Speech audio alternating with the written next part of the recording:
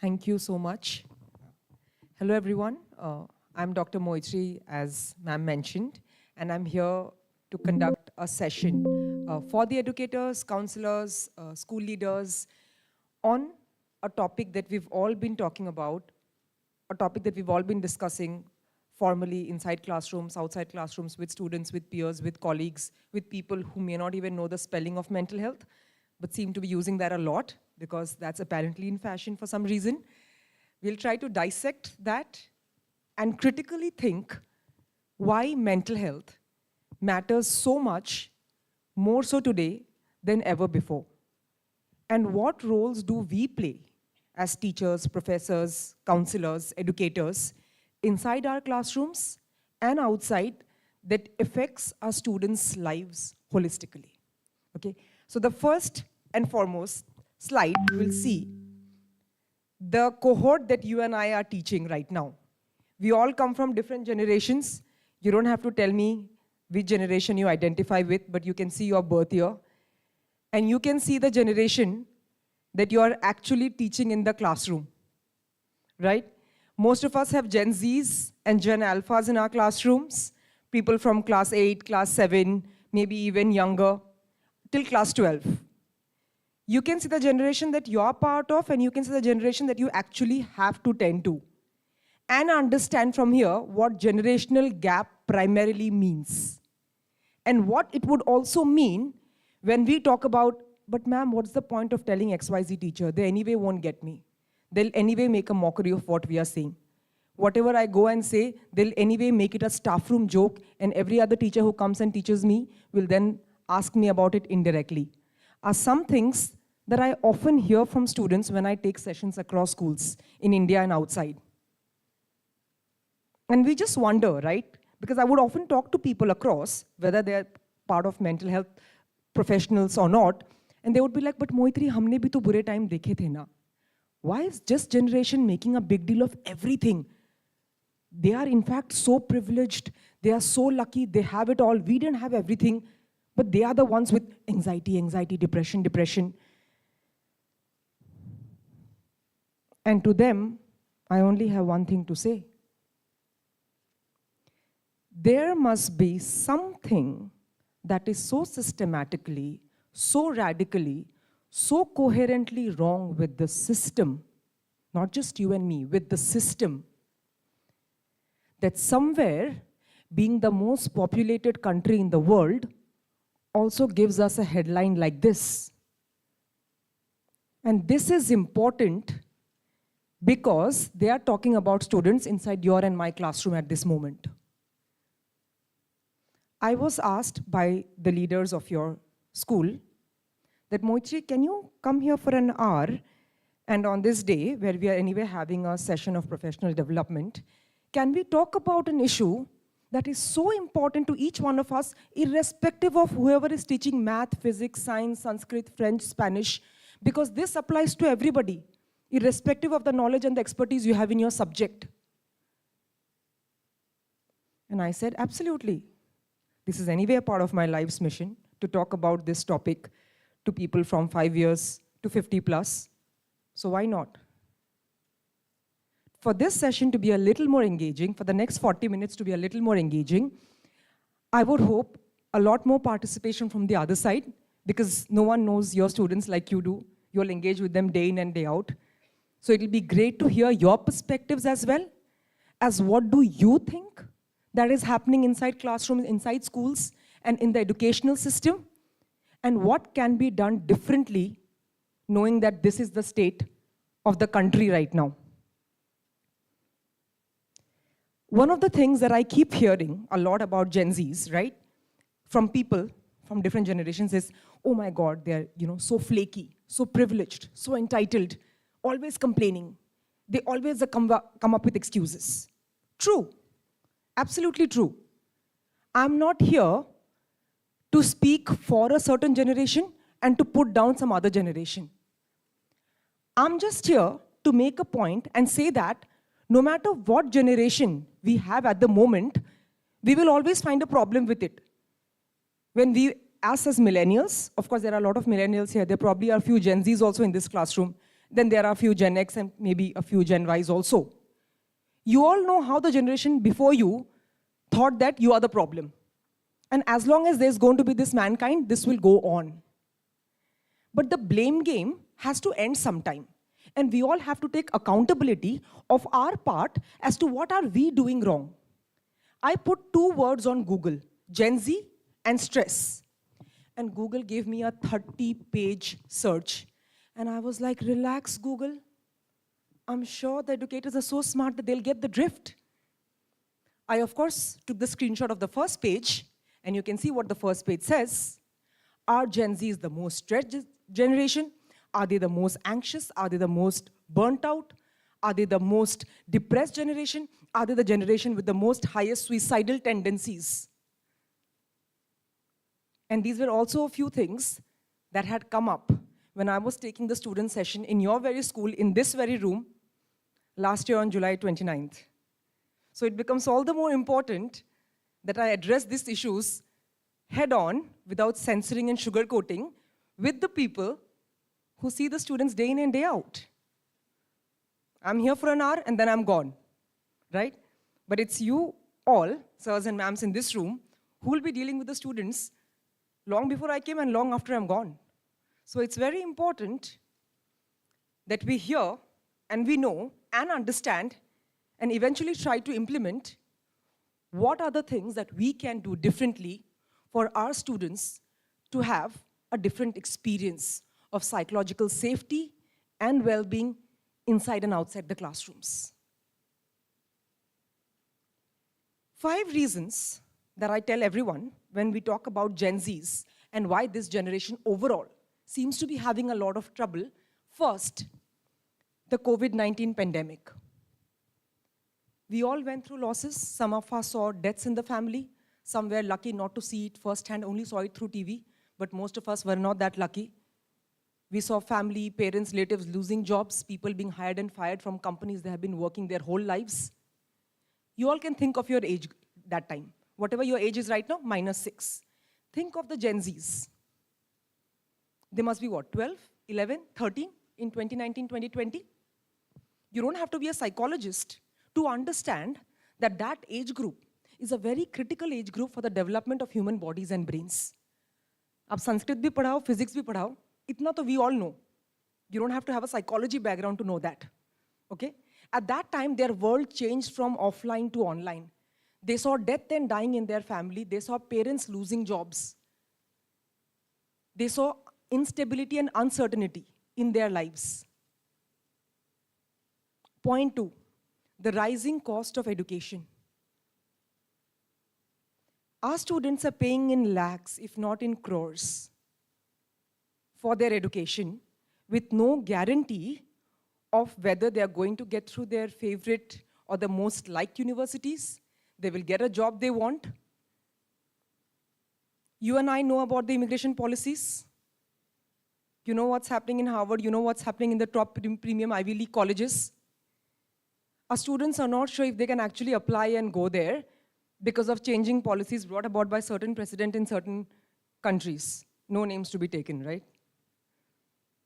So now they have to reroute their entire plan and think of where all the money is going to go. And if at all, I have students after my class coming and asking me, Prof, do you think we will get a job that will be equivalent or XYZ of what we desire and deserve? I have no answer because the Prof does not know if Prof's job is going to last for the whole year. So what I will tell them about their own job. 3, climate crisis. And to people in this part of the country, I think I should not talk about climate crisis at all. Right?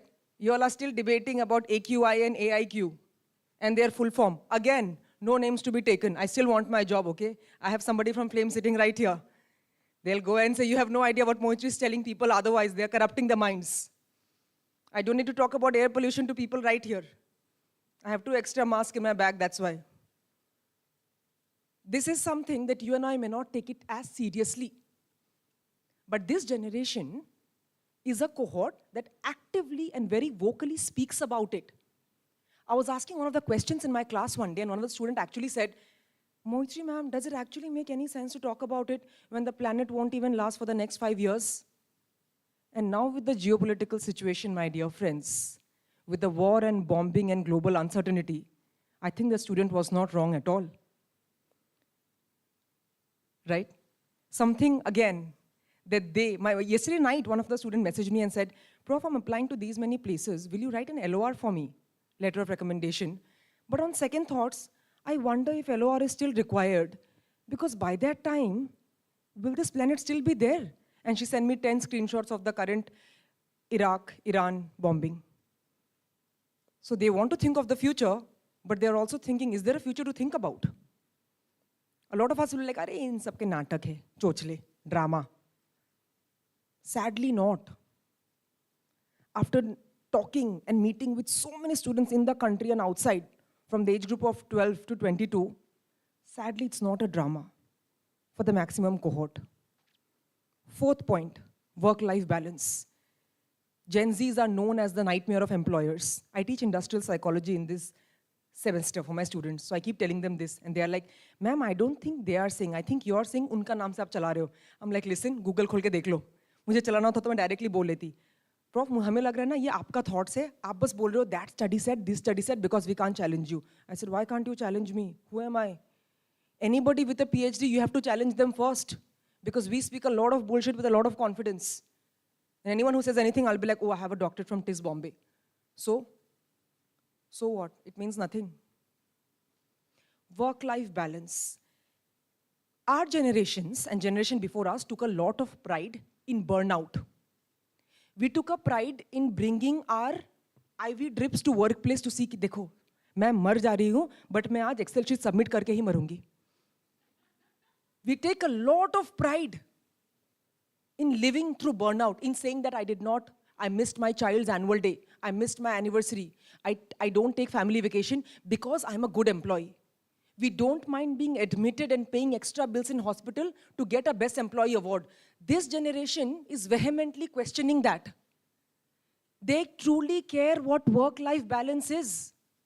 They are like, ma'am, आप IO psychology पढ़ा रहे हो, work-life बोल रहे हो, but ना हमें सिर्फ work ही सुनाई दे रहा है, उसमें life तो है ही नहीं. So then people of my age say, देखो Moitrayee, कामचोर. Why people of my age say कामचोर? Because people of my age or older are so used to never taking a break, asking for a raise, because calm is family, and all these toxic notions that have been fed to us ever since we were growing up, that now when this generation is doing something different, we see them as the problem, not our thought. This is exactly what I call a generational gap to begin with. Yes, ma'am.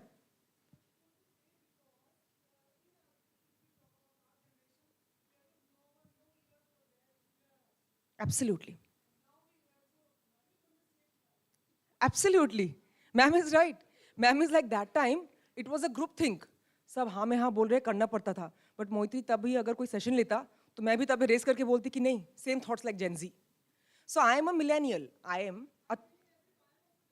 No, exactly. I speak to a lot of my millennial friends or older friends and they are like, Moitrayee, it is finally that हमारे बातें अभी कोई loudly mic से बोल रहा है. But हमें सुनने के लिए कोई नहीं था और we all just had to agree to each other.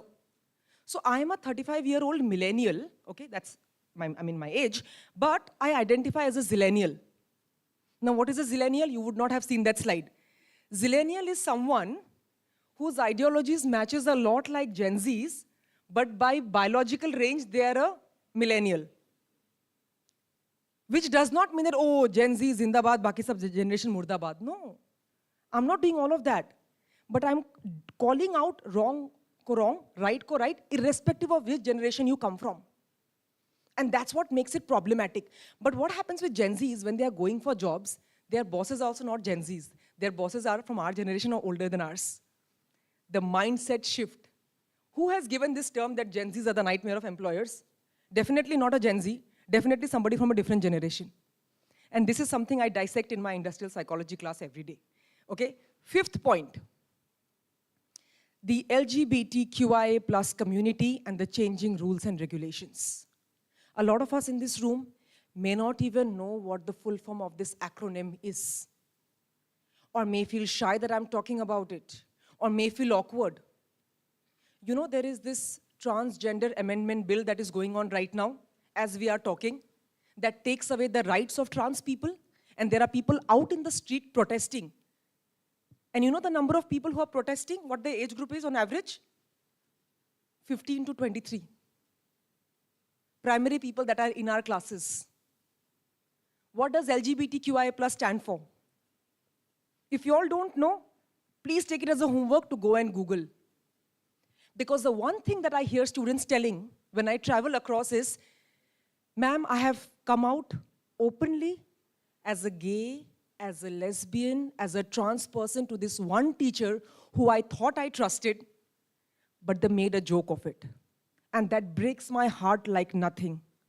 You can have a gold medal in your subject, you can be the topper of your university, but if you cannot behave like a human, forget a teacher and an educator and a counselor. I would say that is lack of human behavior. To respect somebody's secret.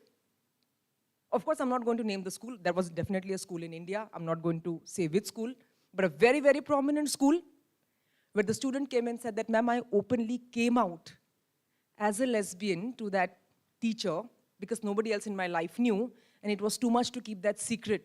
And I know I'm not doing anything wrong. And next day, everybody else started mocking me and taunting me because that teacher that I trusted made it a staff room joke. And trust me, it's not so surprising. A lot of you I know are listening to me right now. Some things I say you may agree, some things I say you may find stupid, and you may make faces or nudge your friends or laugh after I go. But you know what I'm saying is very true.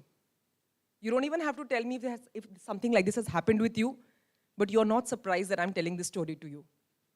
And I hope none of you will ever do something like this. I'm sure that you all are part of a school that is extremely progressive, that is extremely liberal, that is extremely accepting of different identities. Because today, the major source of distress and stress and anxiety for most people, out of the many reasons, comes from unsafe psychological classrooms.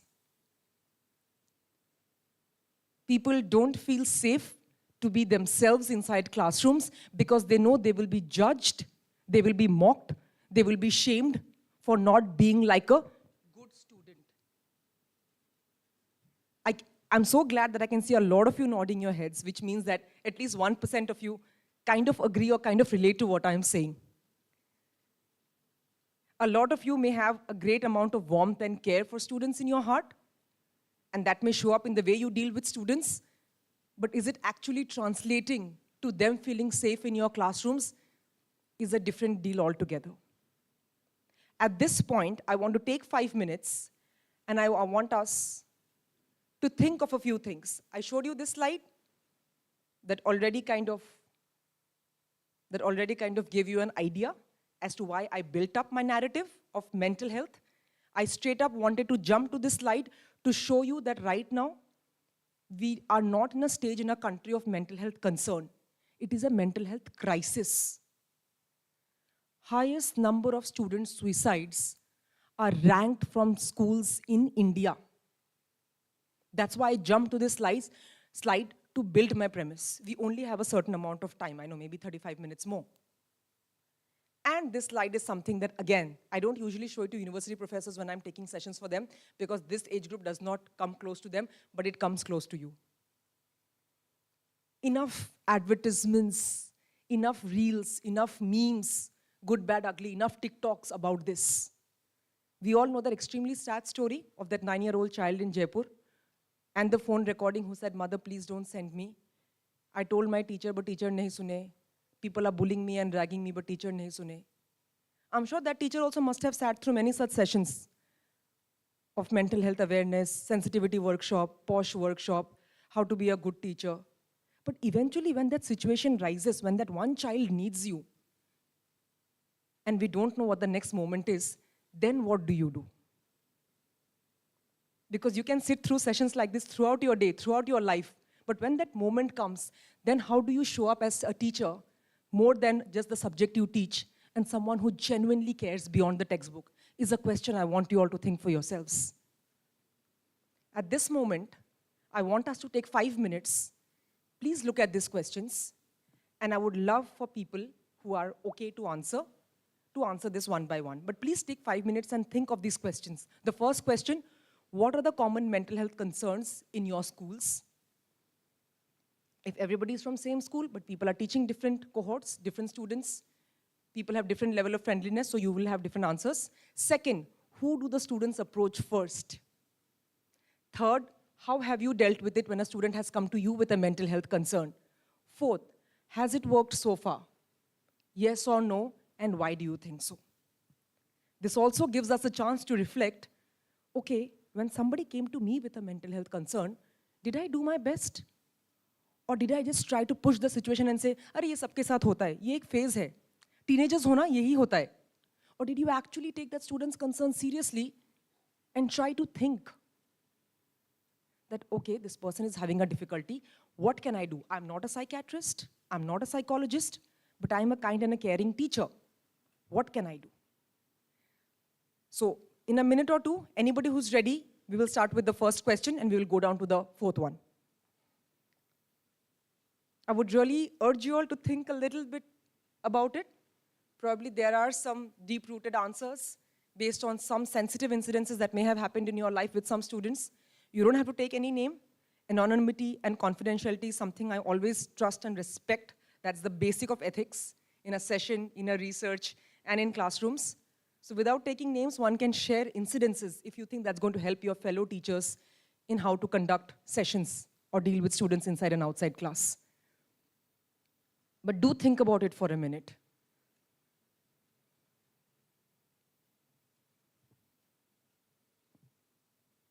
And when anyone is ready, you can just raise your hand and we'll start with the first question.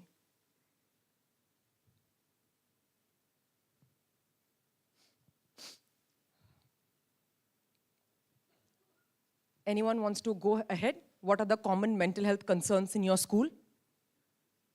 Yes, yes, sir. Did you raise your hand? Yeah, okay, yeah. Isolation, okay. Absolutely. Absolutely. Yeah, very strong in-group and out-group, and very strong, I'm not part of them. I'm an outsider. Yeah, so sad. Thank you, sir. Absolutely. Anyone else? Any other mental health concerns that you come across? Parents separating, okay? So dysfunctional or broken homes, and a consequence of that being projected onto the classrooms. Absolutely. Anyone else? Yes, sir? No one to talk to.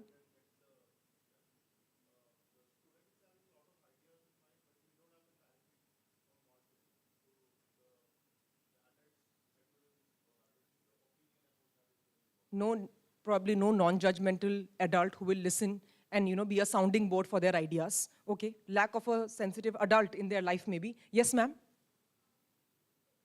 Disconnect?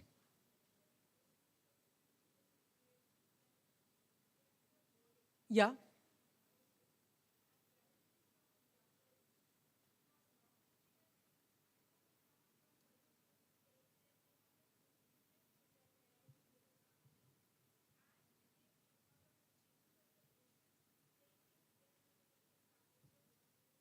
Okay, okay. Disconnect, okay, yes, sir. We will just use one words, okay? One keywords, yes. Academic pressure from parents, from self, from society, from peer, absolutely. Yes, ma'am, I'll just come to you, sir. Yes, ma'am. Yeah, existential crisis. I don't know what's my purpose, why am I on earth, what am I doing? Absolutely, yes, sir. Exposure to adulthood and adulting way too early, sometimes, most of the times involuntarily. Absolutely. Anybody else? Fear of judgment amongst peers? Fear of judgment, yes, 100%. Oh my God, thank you so much for saying that. Yeah. And I think also the fear of missing out. I have noticed it a lot. Oh yes, FOMO, right? Yeah. Fear of missing out, absolutely. Fear of judgment, and everything is being 10 times worse by the presence of Instagram, TikTok, WhatsApp, Facebook, social media, the devil. Absolutely, thank you so much. Yes, sir.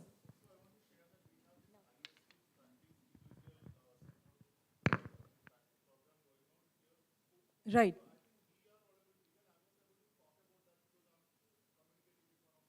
Correct.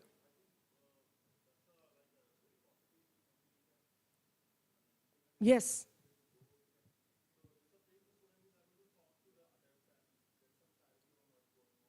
Absolutely. Safe systems in schools. Yes, yes, sir.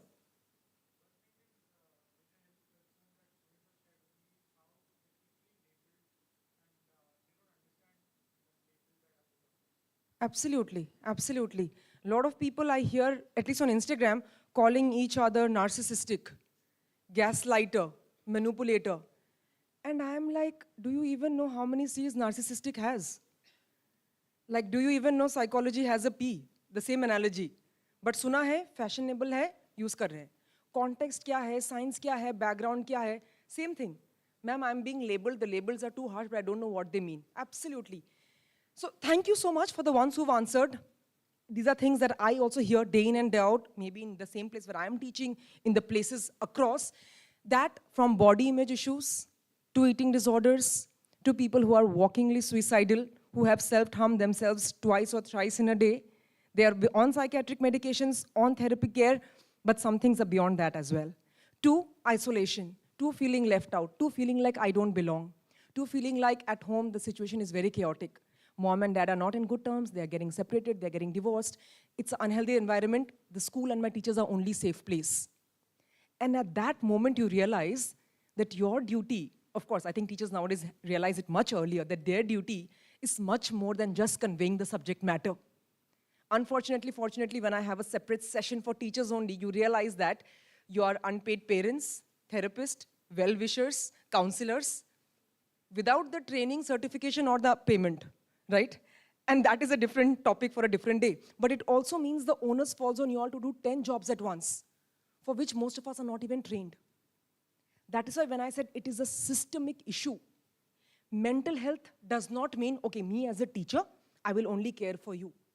When I talk about mental health in systems, it means on the person who's opening the gate when my door enters, when my car enters, to the person who's serving me tea and coffee, to my students, to my principal, and to everybody in the school. Are their well-being in place? If I'm only talking about well-being of these many people and my students, that means we are talking about such an elite and a privileged group of well-being. We only care about people who wear certain clothes, speak English in certain accent, and someone who can pay the fees. Baki sab bhaad mein jao. Which is primarily the problem of mental health in a country like India. And that's why we say mental health is a point of privilege. For someone who cannot even afford 2 times or 3 times of clean meal and clean water, you think they will talk about mental health and they will go and get a medication for therapy and anxiety. Because they're like, pehle 2 times ka clean water or food to mil jaye. And that is why mental health as a topic becomes only something that can be discussed in AC rooms by the privileged, for the privileged, to affect the privileged, that is our students. But even when that is the case, we are not doing justice. Because stigma, taboo, judgment, log kya kahenge. Every time I take a session and I tell my fellow colleagues, like you all, that I have been on medications for anxiety for 5 years, which is true, from 2021 Jan till today. Every day, 7 o'clock, I take my 10 mg Nexito for my anxiety, and I'm on therapy regularly. When I talk to students, usually I'm met with a lot of smiles and like, oh ma'am, I get it, me too, me too. Usually when I take sessions with this age group, like yours or older, I'm met with, really? And you're telling us that? You're openly telling us that you're pagal? And yet our school in Noida has called you Moitrayee? But the funny thing is when I have the same session with students, I'm met with so much of relatability. Ki, ma'am, we get you. We are also on 20 mg. We are on this mg. We are also taking therapy. Because our ideology matches. And I can very easily open up to them about that dark part of my life where I was struggling with my mental health. And thanks to my psychiatrist and my therapist who have put me on Nexito 10 mg every day, 7 o'clock for the last 5 years. And on therapy that I can stand here and talk to you all. But when I talk to this age group, usually I'm met with a lot of resistance. Usually I'm met with, oh, that means you must be weak. Oh, that means something is wrong with you and your family. Something is wrong with, and lots of something and assumptions, but not acceptance. And not acceptance. If I cannot accept my own illness, do you think you'll be in a position to accept somebody else's difficulty when they come to you? When I'm struggling with my mental health and I'm not ready to accept that I'm having an issue, when a student comes to me and tells me, do you think I will say, you know what, I get it? Or do you think I will say, Arey, ye ek phase hai. 2 दिन बाहर spend time in the nature, run for 2 hours, you'll be fine. Eat healthy food, you'll be fine. Because I cannot even accept myself. So my narrative fully changes when I'm taking a session for an age group like this that is still struggling very hard to even accept that there could be something that they must be struggling with too. Who do the students approach first? Probably their closest teacher, most likely their friends. Some of them, if they have a great rapport with the school counselor, yes. Nobody has ever said parents. Usually when I go, on an average, some people will say, but they wouldn't say parents. And in a country like India, where movies like Hum Saath Saath Hai have crossed all charts of togetherness and collectiveness, you realize when it matters the most, तो क्यों नहीं लोग बोल रहे हैं? हम इतना ही साथ साथ हैं, collective है, इंडिया में भाई, भारत में, इंडिया में. So when you're actually struggling so much, why are you not going to those 2 people who gave you birth? You know the answer better than me, so I'm going to skip that point. How have you dealt with it? Okay, what is the time that I have left? Because I really have to. 3 or 5, 20 minutes more?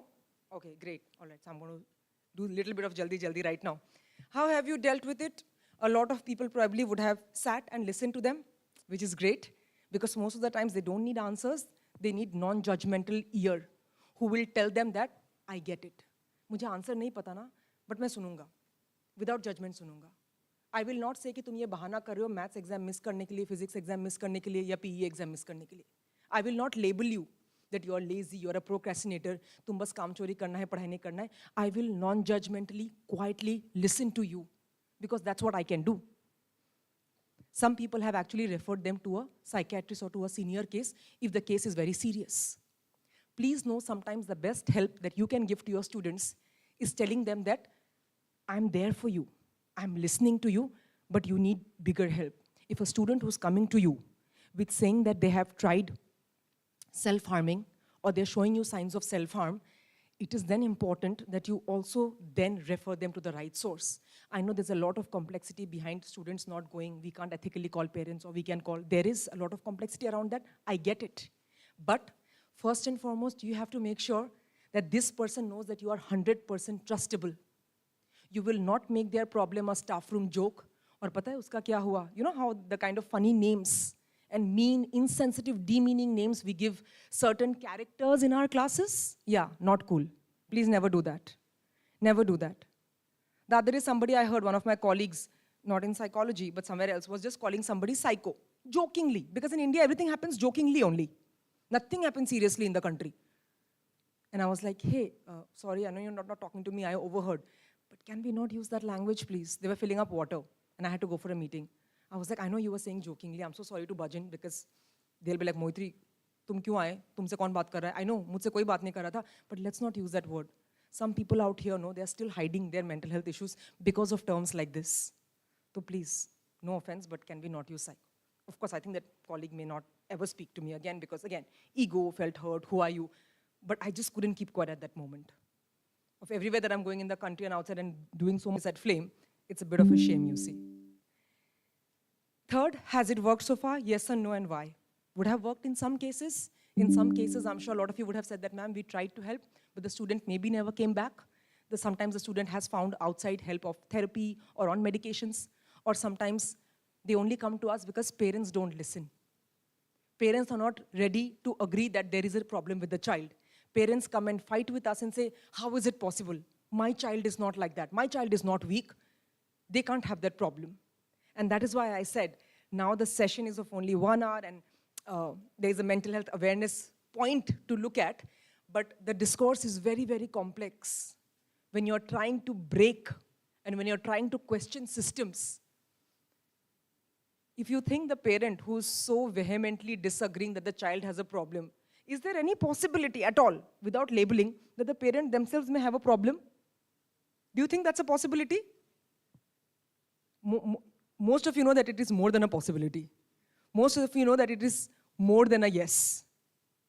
And that is why in therapeutic speak, we say there are a lot of us take therapy and medications on behalf of people who will never show up to therapy themselves. Because I still have to live in that house with that person who does not know the T of therapy. But I have to keep myself sane. So I will go and do that. And in the past also, when I have taken sessions for parents, you see, huge resistance, if I may tell you. Huge resistance in slides like this. And then I usually get, but ma'am, हमने भी तो हमारे parents के यारे ये लोग तो कुछ नहीं करते, हमारे parents तो चप्पल उठा के हमें 2 थप्पड़ मार के. And I'm like, but you realize that is not okay, right? So they are comparing it with, उनको मेरे पेरेंट्स ने तो मुझे ऐसे बारिश हो रहे थे धक्का मार के घर से निकाल दिया क्योंकि मैथ्स में मैंने फेल किया. इनको तो हमने कुछ भी नहीं किया, बस लेटेस्ट PS4 ने दिलाया, फिर भी इतना चूचा चूचा चल रहा है इनका. So then you realize as a mental health educator that shit, your work has to go to the core to make people understand what your parents did to you was wrong. Stop putting parents on a pedestal like they can do nothing wrong. They did the best of what they knew. Now you have to break that cycle, know better, and do better for the students that you have or for yourself.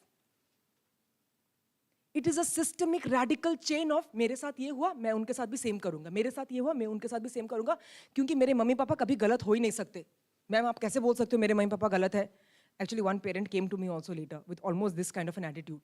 And after that I was wondering, should I continue doing sessions for parents? Because उसके बाद मेरा mental health became a bit shaky. I was like, सबका तो मैं ज्ञान दे रही हूँ, मेरा क्या इसके बाद भाई? Look at this. Millennials and Gen Z turn to artificial intelligence more than pets, plants and humans. देखो humans से तो मुझे पहले भी ऐसा ही I had no hope. ठीक है, उम्मीद नहीं थी. Humans are not there for humans. At least I had उम्मीद from pets and plants. वो cat mom, dog dad, cat dad, जो इतना hashtag हो रहा था ना, अभी वो भी नहीं है. Why do you think millennials and Gen Z are going to artificial intelligence when human intelligence is sitting fully in the room? Yes, sir. Please, sir. Yes, sir, please, you can tell. Yeah.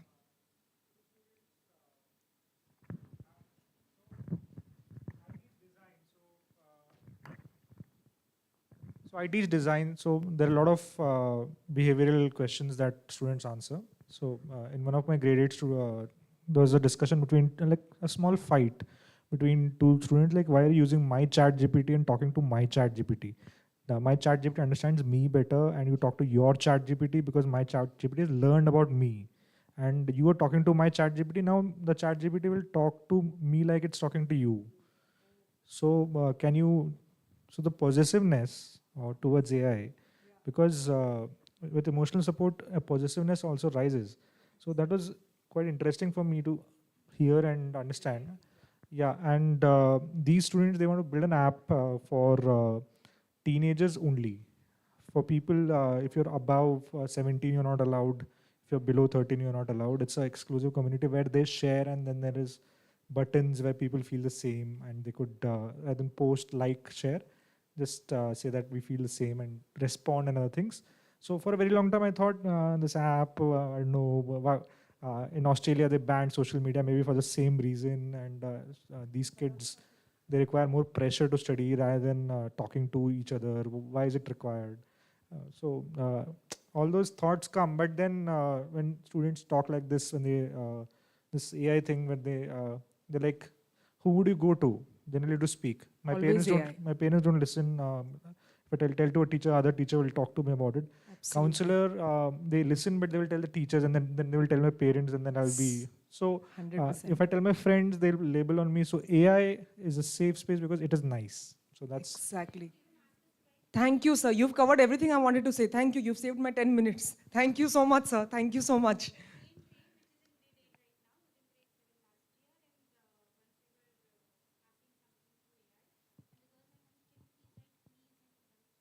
Yeah. Let's give that much respect to the one person who understands us. Please. No, absolutely. This is the one slide where, usually when I go, I have like a 3-hour session. 40 minutes goes only in this slide. And when I say, students, any questions, any points, people are not raising their hand. Why do you think you trust AI? The entire class's hand is raised. Ma'am, because they don't judge, they listen, they don't label us, they don't blame us. And literally what sir said, parents don't understand, teachers will make it a staff room joke, counselors understand, but they also have some commitment to say the subject teachers or principals. One person also told me, one student, and this was a school outside of the country, that ma'am, okay, school counselors have confidentiality, but they are being paid by the school, no? So where will the loyalty lie towards? And I was like, itna sach mujhe nahi puchna tha. अभी मैं इतना सच्चाई का क्या करूं? But you get it? Students are not stupid. You get it? Because there are clauses in counseling, in therapy, that you have to inform XYZ. But in extremely severe cases, or in cases as by the norms of the school, the heads of the school should know. But the child only gave consent only to you. But you are like, "Mar, mujhe inko bhi bolna hai. I am on their payroll also. But my love and care is to the child." What does one do? Now, this is not to blame any teacher or any system. This is to then talk about radically there has to be a different change in how we look at these things. Because the teacher's heart also cares for the student. But the teacher's heart also cares for their own job.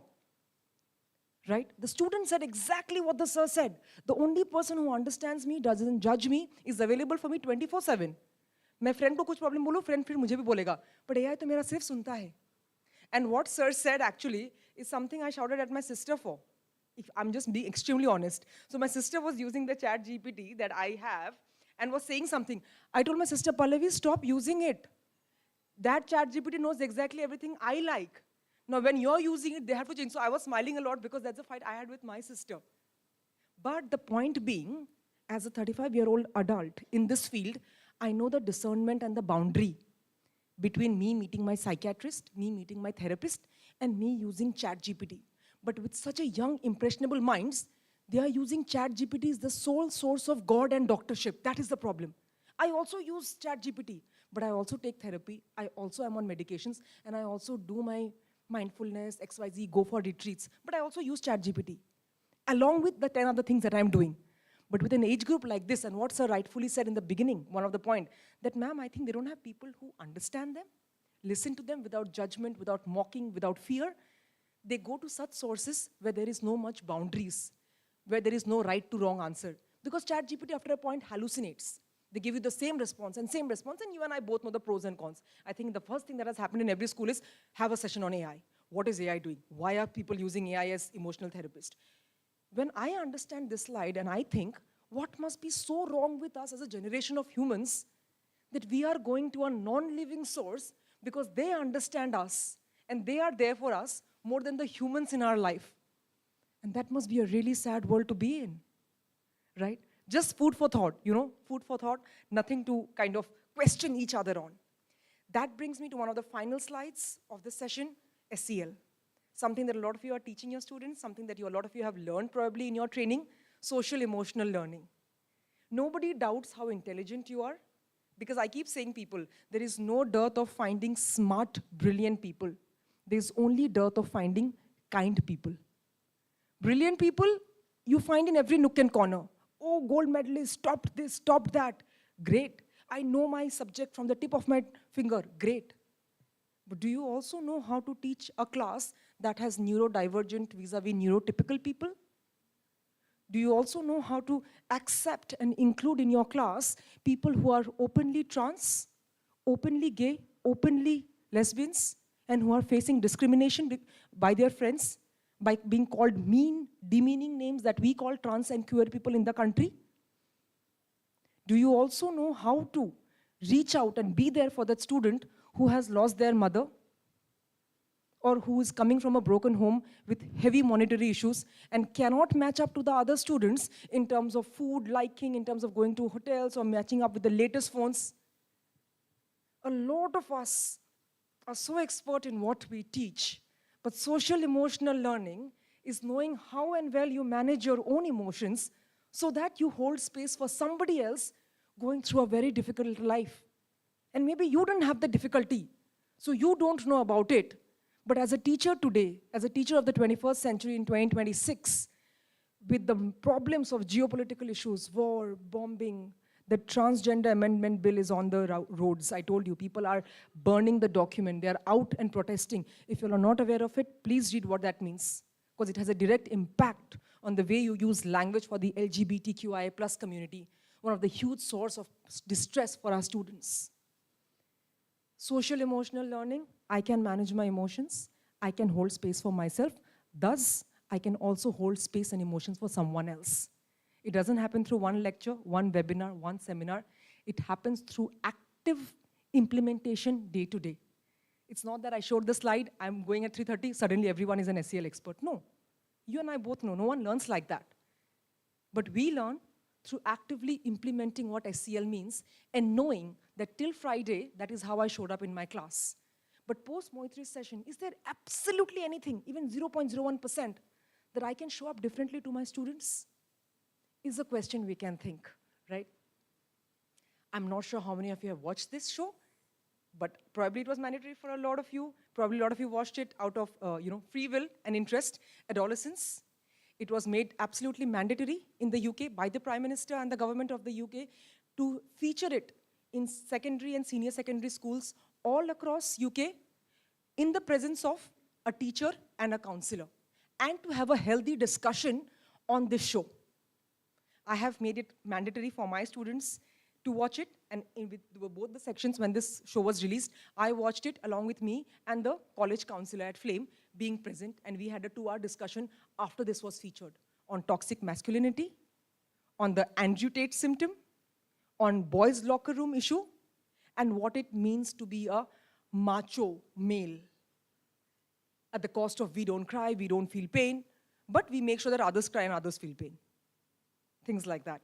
Very, very critical, and it opens up a great road of discussion for students, for teachers.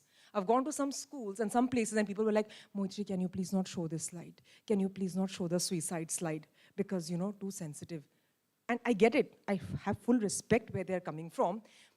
But later, before leaving, I have to tell them, but you know, right, it is happening. I mean, I will not show the slide, it's okay. But me not showing the slide is not protecting your students from anything. In fact, if I show the slide, and if we then have a discussion, they can at least have an open discussion from a trusted source, rather than getting the wrong kind of information from other sources like AI, ChatGPT, Gemini, and 1 other million platforms. So a lot of the discussions that we used to hide under the carpet, that we used to think it's not okay, have those discussions. Have the difficult talks with your students. You think someone is not okay, confront them. Show them that you can open up space for them. But that happens when you can open up space for yourself. That happens when you know that I don't understand their problems, but just because I don't understand, those problems are not null and void. My generation had a different level of problems. Those were existential. Wars, famine, unemployment, recession. This generation has a huge lot of existential crisis. So many choices, don't know what to do. Immigration policies are blocking by this president. Wars are still happening. The fees of the school is rising. Parents are suddenly not living together. So those problems, no matter how privileged it looks for us, it means the world for them. So very, very critical. Yes, sir. Yes.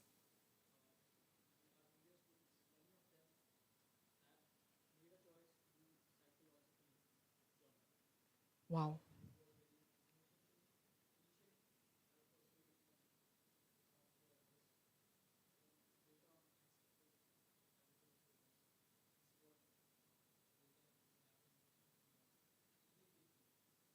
Absolutely. Absolutely. Thank you, sir. Thank you. Absolutely. Why SEL now more than ever? Why do we need to talk about social emotional learning now more than ever? Because our students, including our faculties like us, have goldfish attention span. The moment people have an attention span of 4 seconds, so the moment I said, hello all, I'm Dr. Moitrayee, attention span gone. So it was very, very difficult for the last 40 minutes for me to, use my mic in this way, try to be more animative, because we all need more mental stimulation in general. People are having more diagnosed, undiagnosed ADHD in classrooms. So sometimes they're not just playing video games because they're distracted, they are dealing with an undiagnosed of ADHD. Faculties also, all of us, overall as a generation, seem to be getting bored very, very quickly. So the moment when you're not standing and sitting stiff, you realize, listen, they're just looking not at you, but they're looking through you. Their feet is here, but their mind is in, Texas maybe. It could be anywhere in the world. That's why I always tell my students, can you please put back your mind where your feet are? Please put back your mind. And while I'm saying that, my own mind is in, shit, yaar, aaj gas band karna bhul gayi. So I'm like, bro, So you also feel very hypocritical. What am I preaching them and my own mind is not here? But precisely why SEL is more important now. Attention issues, fatigue, screen burnout, post-pandemic problems. With teachers not knowing how to deal with students not knowing how to open up to teachers. The gap seems to be widening more than ever, more than ever. This is something we already spoke about, but I'm more than happy to share this PPT with you all. You all can have your own open discussions inside your schools with each PPT and dissect everything. There are things you probably may not agree. Remove that. There are things you may agree. There are things that you will actually have a debate on. I'm more than happy. I mean, I think I've shared this PPT in most schools that I have gone to because I have zero copyright in it. My main aim is that this information should reach as many educators in the world as possible. Even if they have to take off all my information, take it out. As long as you can help yourself and your students, that is the main win. I'm taking a session, immaterial. You can deliver your best inside the classroom, that's the main thing, right? Yeah, for sure, this I'm going to skip now because, again, yeah, for lack of time. Seeking help is an act of courage. I have said this once in the beginning, I'm going to say it again. Our students are so active, so vocal, so out there about their mental health issues. 37% of Gen Zs, according to American Psychological Association, openly talk about their mental health problems, which is much more than any other generation. If I had a list of group of students sitting right here, and I told them how many of you are on medications, the numbers would be less for sure. But the numbers would be even lesser or close to zero if I asked these people right now, today, you all, how many of you are on medications? A lot of people would take pride to say that I'm not on medications, but if I had more time, I would ask and say, you're not on medications because you don't think you have a problem, because you have not gone, but if we sit and have a chat, or if you go to a therapist and a psychiatrist and have a chat, maybe, just maybe, you may be asked to come to therapy regularly. Which is okay, but for a lot of people, they would take it as a weak sign of weakness.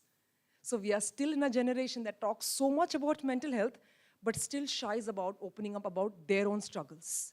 It takes a lot of time for people to say that I have anxiety, not just stress. When I started taking my medications for anxiety 5 years back, for a long time, even though I was in this field, done my PhD teaching initially, because I'm still a product of a brown household. I have brown parents, born and brought up in India, so I suddenly didn't appear from a different planet. But once I started telling it to unknown people, unknown strangers, and I make it a point, I tell it, now it's almost my middle name that once I'm taking a session, I have to tell everyone that, listen, I'm on medication and I'm on therapy and it has changed my life. So very, very important that one becomes more attuned to their emotions, one becomes more attuned to their feelings, knows that it is absolutely okay. In 2026, it almost feels like a sin to repeat the fact that mental health problems can happen to anybody, irrespective of gender, race, caste, class, sexuality. It can happen to anybody. It is okay not to be okay. Also very important to put on your own oxygen mask like your airlines say before putting on others. You can only help your students if you help yourself. If you yourselves are drowning and having a hard time, when your students come to you, you will literally get irritated and be like, please, yaar. Because you're like, I barely have space for my own troubles. I can't hold space for you. So when you hold space for yourself, when you sit with your discomfort, when you sit with your emotions rather than pushing it down, drinking it, or scrolling on Instagram, कि कुछ भी करूँ but अपने problem के साथ नहीं बैठूँ, you cannot hold space for anybody else. The 5 years of therapy that I have taken, the medications that I still take, according to me, I think it has also made me a very, very compassionate teacher in some way. Which does not mean people don't lie to me or students don't want to get their way. They do. People hai, karenge. We are not all the same. But I just think I take more lens to listen to a person when they come to me rather than, oh, students are lying. Because most of us usually go by the one lens. Students are lying, they are like this, they are like that. I usually try to sit and try to see, okay, if they are lying, also, no one lies happily. There has to be a core behind why someone is lying. Can I try to see why someone is lying? Did I create a situation for them where they thought that saying the truth was not going to be helpful, that's why they had to lie? Was it me? Was it the parents? Was it the system? What is it? I try to think and question a lot more rather than assuming and judging, right? We are all living a difficult life. These people who are these really, really young children, they are having a very hard time too. Unfortunately, we are the people who are supposed to be their role mentors, their role models and mentors. So if we cannot hold space and understand ourselves better, it's really, really unlikely we'll be able to do the same for someone else. These are the numbers of mental health helpline numbers. They work 24/7. I have tried each one of them out personally, and I've not put this up just from a Google sheet, and I tell this every time when I take a session.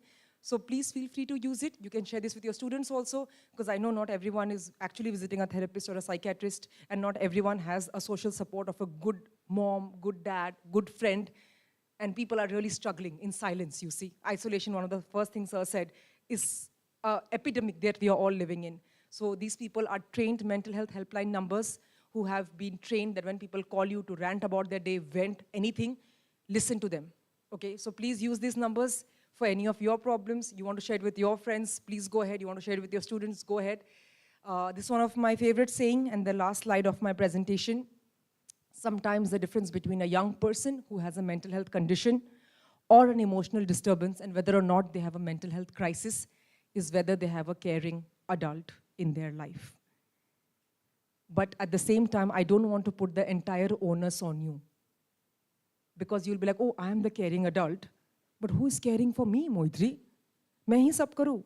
Which means the adult hopefully also has a social support, also has a sounding board, also has a good boundaries and detachment center, that they are not just absorbing pain, but actually integrating and projecting it into the different parts of their lives.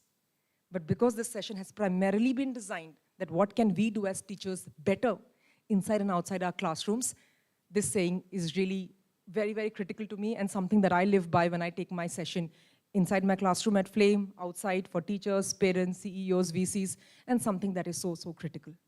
If I'm trying to change the system, I have to be in the system to change it. When I'm saying open up about your mental health struggles, it was only fair that I told you about my mental health struggle. It was only fair that I told you that I take medication, I take therapy. I often hear people come in sessions and say, let's open up, tell us what your issues are. But everyone is not okay talking about their issues. We are still a country where the stigma and the taboo is still very high. I'm going to talk about my problems and walk away, but you still have to face each other.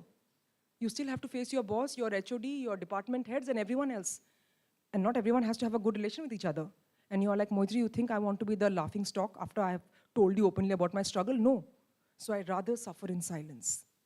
These are the systemic institutional barriers and borders that we have to break for ourselves if we want to be a better person, a better counselor, a better educator for the students that we are delivering our service to.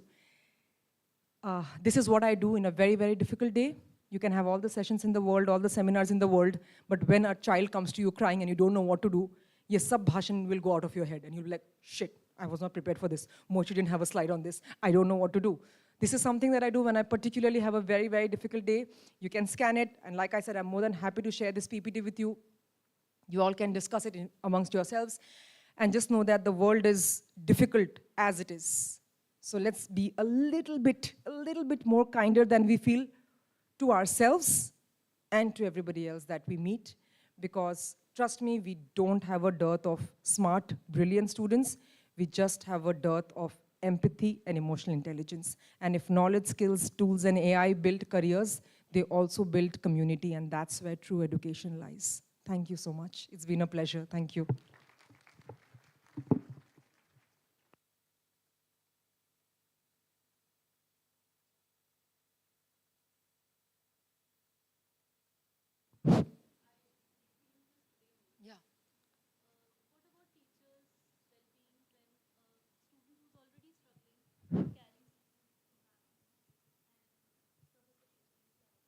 Yeah.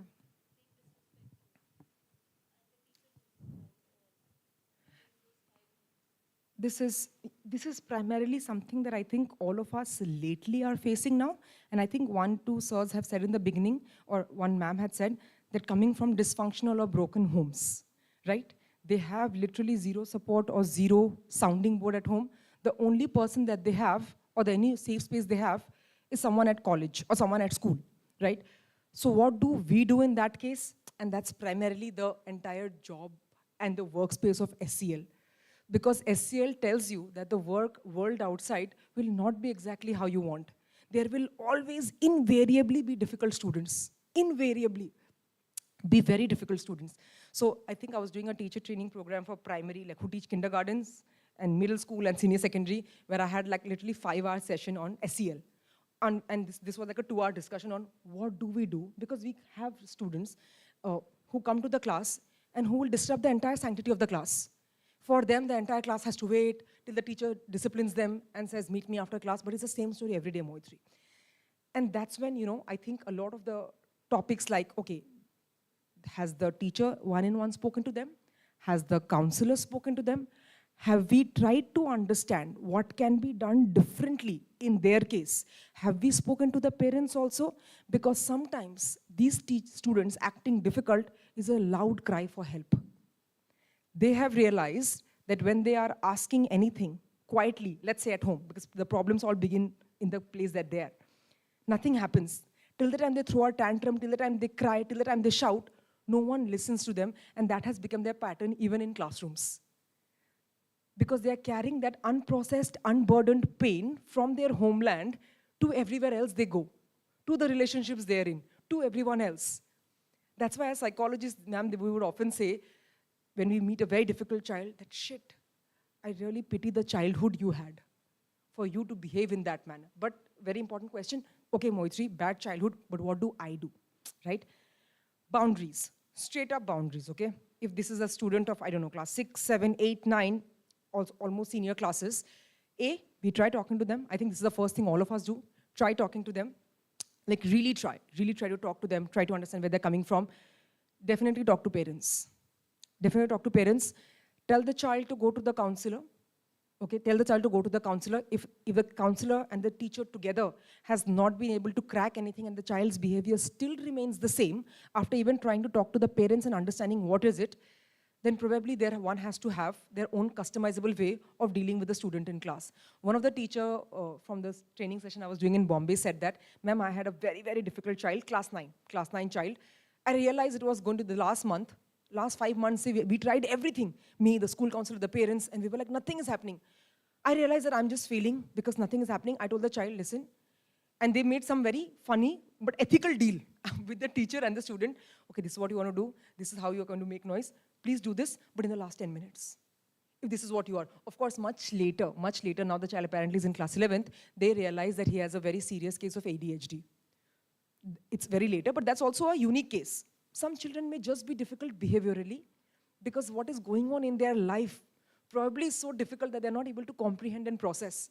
And the two safe people, fathers and mothers, who are technically supposed to be the safest people, probably turned out to be the most unsafest people for them. So we try talking, we try bringing in the school counselors, we try talking to parents. I think once you talk to parents, you already get a huge idea that why the child is behaving in a certain way. I've had parents who have written to me, dear Prof. Moitrayee, keeping the daughter in CC. Then the daughter is replying to the mother, dear mother, keeping me in CC. No, but that is real. That is real. And I was like, shit. And that day, actually, I had a fight with my mom, but I called up mom, saying, Mom, I'm very sorry. Suddenly, some, very that Bagban type of realization came into my life. But very real with people because I really don't know. And then later, when I was talking to this XYZ student, I just realized the trauma. I mean, I cannot even imagine now just going back, the trauma this girl has had to go through. And I was thinking that if I was in her place, she's still writing an email, I would cut off all ties.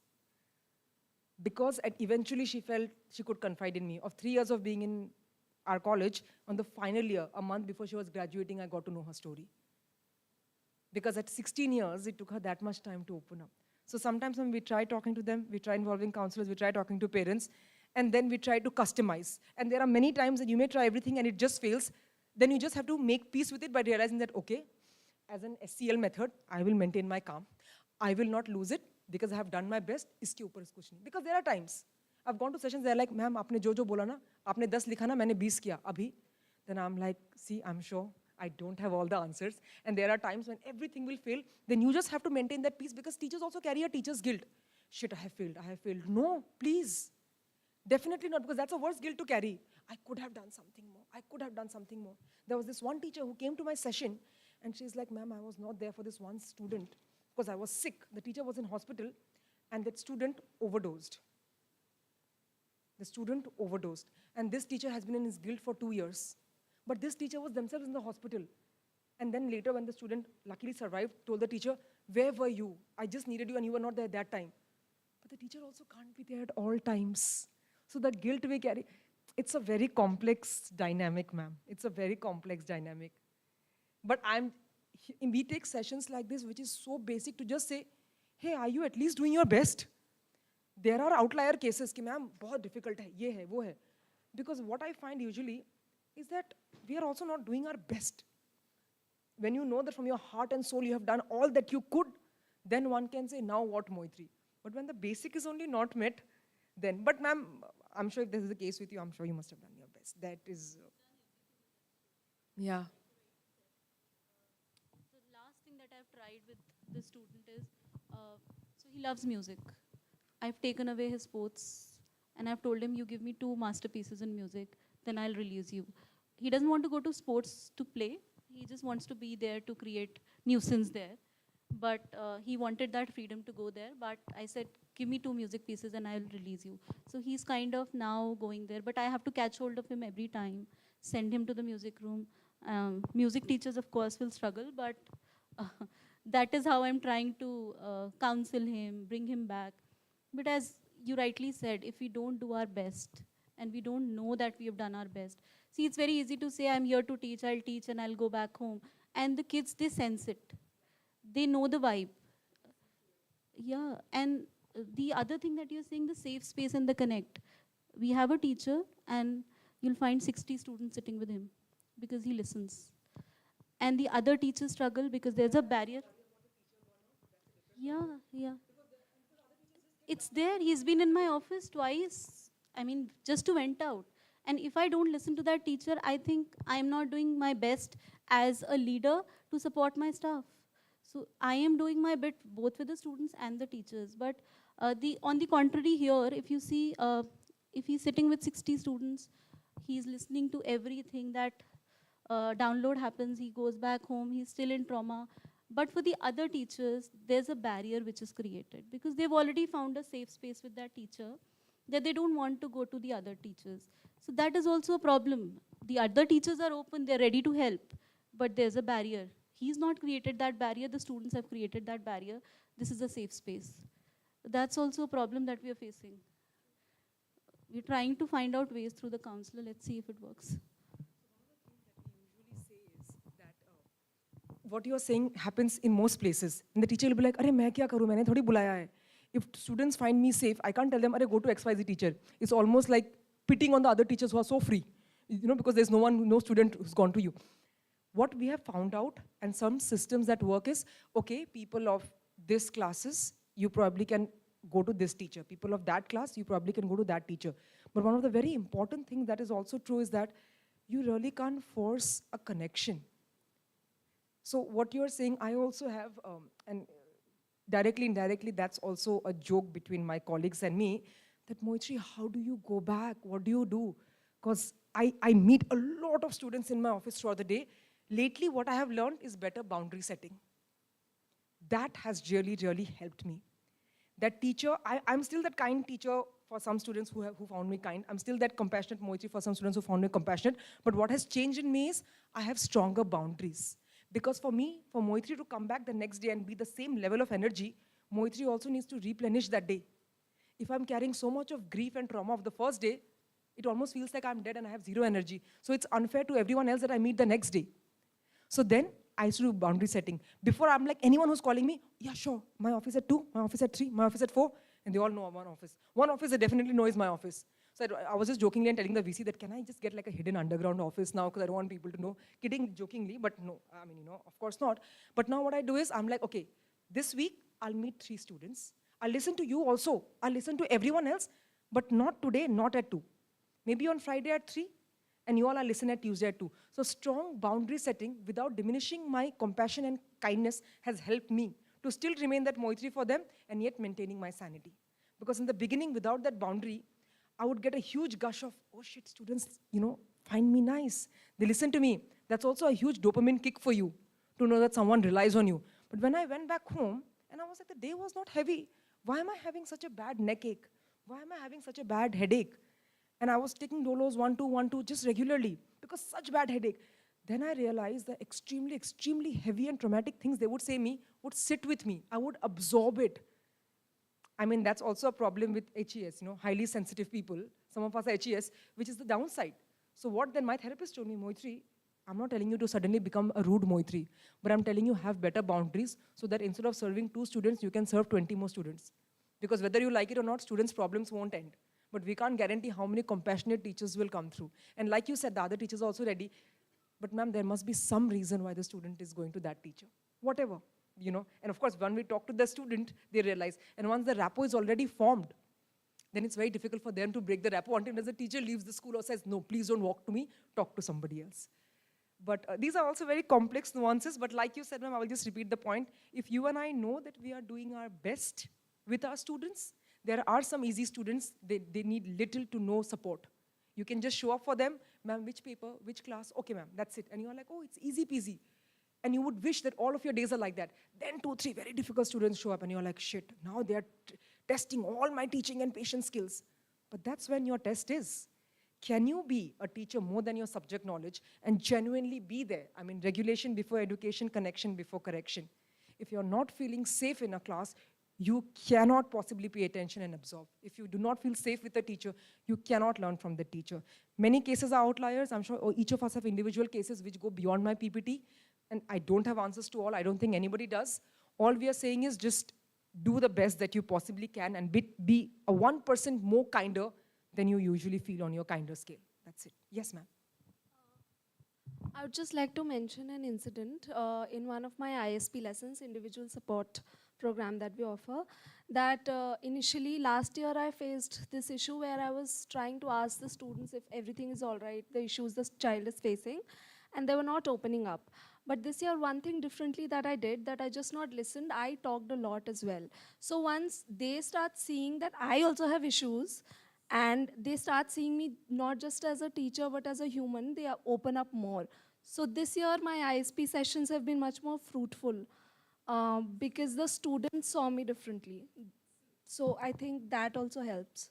I think this also helps when you give them a space a space where you establish their value as well. So I remember whenever I would want to talk to my grade 10 students last year, I'm a new mother. Now I'm not. My son is 4 years old, but yes, motherhood, you experience it every year differently. So I would be very concerned how my son, how would I deal with him, since, you know, Gen Z itself is so, I won't say struggling, but yes, we are finding our way through. So these students, they would step in as counselors, okay? And I guess I could build a bond with them through this, when they felt that we have something to give to her, and she would also have something to give to us. So you give that space to them, and then they open up. I take for my anxiety and somebody else who has been prescribed the same medicine, but on 30 mg. I'm on 10 mg, I'm on 30 mg. So she was asking me, so Prof, what were the side effects? Did you also feel very sleepy? I'm like, even if I felt I have to come and teach, you can afford to. So we were actually laughing. And if that is not the prime definition of a safe space, I don't know what. A teacher and a prof are talking about a medication for anxiety that they both take on different doses. And then I was telling after this, hey, listen, after all of this, you have to submit your assignment, mat bhulo. So it doesn't just mean that I'm also suddenly a very lenient teacher or not serious. Because what in Indian setup I hear is, if you're a kind teacher, you must be not a serious teacher. If you're a kind teacher, you're a lazy teacher. People take you for granted, you're not serious. Just yesterday, somebody was telling me, oh, Prof, they were asking me, how is Professor Moitrayee? And I told her, she was like smiling, thinking that I'm going to cut her marks. Very kind, but if you don't study, you will fail. So I said, I will counsel you when you fail, but you will fail if you don't study my course. But I'll be the safe space even when you fail, but you will fail. So ये नहीं कि इतनी अच्छी है, sweet है, safe है, you can take them for a ride. Because in the Indian setup, we think I have to be very macho. I have to shout and be rude, only then they will take me seriously. They don't feel safe in your class. They can barely sit through your class. You think they will take you seriously? There is a difference between having respect for you and fearing you. And what they are doing is fearing you. Just because I'm kind to them does not mean they take me for granted. Because my boundaries are also very set. I also have a certain number of people who fail my class. Some of the people who are closest to me, they'll sit in my office for hours, still fail my class because I'm like, bacha, kaam to nahi hai na. Sit with me, we will talk. But you please also appear for the retest. Boundary setting, very critical. And thank you for saying that. I just remembered that medicine thing was very interesting. I think I just picked up from what you said. So, you know, I joined the school career very early on in my life, and that was one thing I faced, this kind of ageism. Oh, too young, can't happen, too young, particularly with women. And then, yeah, exactly. And the first question they would ask you is, when are you getting married? Oh, if you're getting married, when are you having kids? Like, that's none of your business. Right. So I think the problem which we are also facing when we are teaching is that conditioning we are not able to get past on our own. And there's so much conditioning which we have seen for everything. And when we are dealing with children, especially 16 to 19, they're already adults. They have seen much more of the world than we have ever. And we will not even experience the world the same way. We are still stuck figuring out ChatGPT when they're telling us ChatGPT is old now. So get past it. So I think for us also to understand that we constantly have to unlearn. To be able to learn something new is a challenge which I have seen people face a lot. Especially me, I am struggling because I have a daughter, 9-year-old. She tells me 8 is a new teen. I am pre-teen. You can't treat me like a baby. So I am still trying to process that information that she's going to turn 10. Yeah. So this is. I know. I mean, I didn't want to leave this class with so much worry. I mean, no, but what ma'am said is something very interesting. Ageism, also in academia, particularly with women, right? I mean, and I see this when I have gone to conduct sessions, and people are like, they look over me and ask, okay, so where is the moderator? And I'm like, hi, it's me. I hope you go past how I look or how I sound and much more on the content, but it's not to blame people. I have been told by students that, ma'am, if you take sessions and there are like a certain number of men, a certain number of women, men will not take you seriously because the conditioning of not being able to have a woman in an authority or a senior position, particularly if they're much younger to you, tell you that you're doing something wrong. And that is not to blame the men versus women. We are not in that age. We are talking about sociological conditioning of machoism, sociological conditioning of toxic masculinity, of what authority means. One of the classic examples, one of the premium institutions in the country, IIT Kharagpur. Everybody would have heard the name. Maybe there could be some people who are from here, there also, I'm not sure. IIT Kharagpur last year launched a very interesting initiative called Campus Mothers. Is anyone aware? No one. Campus Mothers, because they found out that in last 6 months, they had 4 suicides. We all know IITs and quotas top in student suicides in the country for a lot of reasons. IIT Kharagpur found out that they had 4 suicides in 6 months, which is a huge number, okay? They initiated something called Campus Mothers. Those campus mothers are the same people who are the female professors who teach them their civil engineering, mechanical engineering, chemical engineering, whatever courses, and later also transform as counselor, well-wisher, mother, or XYZ. Me and my student wrote a rebuttal article on this, saying that what was the problem of initiating something called campus fathers? So when ma'am spoke about ageism, campus mothers, because, arey ma'am, you know na, as mothers and women, you tend to be more caregiving. Your duty is nurturing. Your duty is protecting. So the students will turn on you only. They will not go to the sirs. So campus mothers makes more sense than campus fathers. But sir, this is my time to break and unlearn the rules. You are reinforcing age-old stereotypes. The sirs have not been told how to change their behavior. The sirs have not been told how to conduct with the students. The sirs have not been told what their problems are. But every problem they do, who will solve it? Their peers, their own professors who are also PhDs from the top institutes in the world. But the onus is that they are women. So inherently they are more caring and protecting and more nurturing and more surviving. IIT Kharagpur, one of the most scientifically notched institution in the country. Great initiation, we want to protect our students, but bad landing. You are reinforcing the stereotype that it is a woman's job to look after the child's mental health, to look after that. I have gone to so many schools where students have told me, you know ma'am, that sir told me, ye sab na tum us ma'am ke class mein karna. They will not say, ye sab tum us sir ke class mein karna. Because ma'am, the sirs have an inherent understanding. I'm quoting a student, I'm quoting student. Of course, I'm not telling you from which schools, but please know everything that I'm telling you are top schools, not very far from you all. Could be you all, who knows, like I'm saying, I'm not telling. the school's name. Ma'am, sirs will never say, ye us sir ke class mein karna, because sirs will never tolerate bullshit.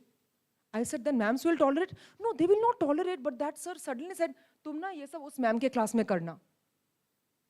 So when ma'am said that we have so much to unlearn, there is so much inherent conditioning, it means something.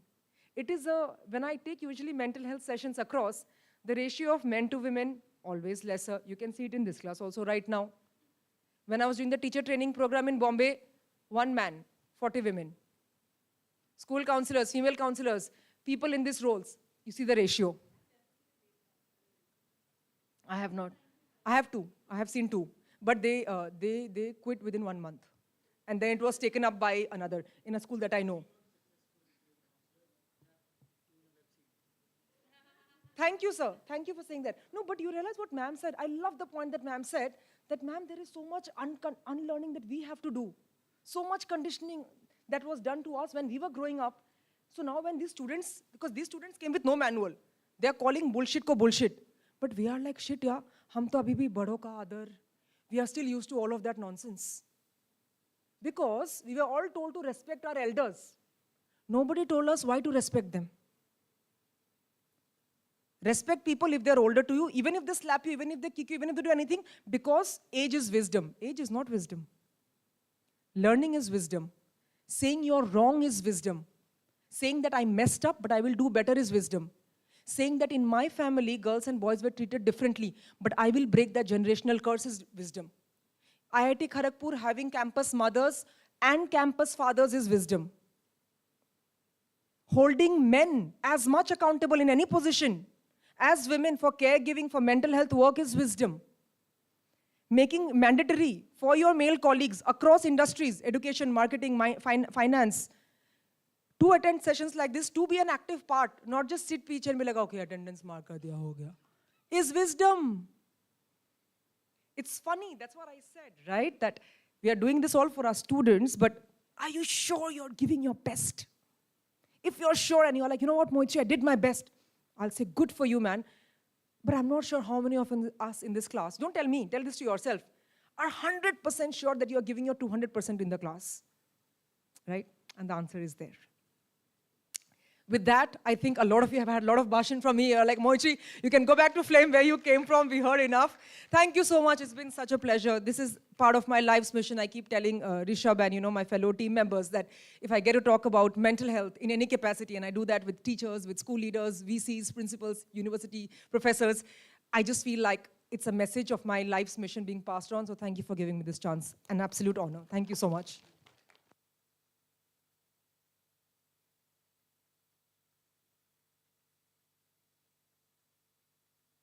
Thank you so much, Professor Moitrayee. It was very, very engaging and insightful. Now I'd like to call Ms. Namrata to present a small token of appreciation to Professor Moitrayee.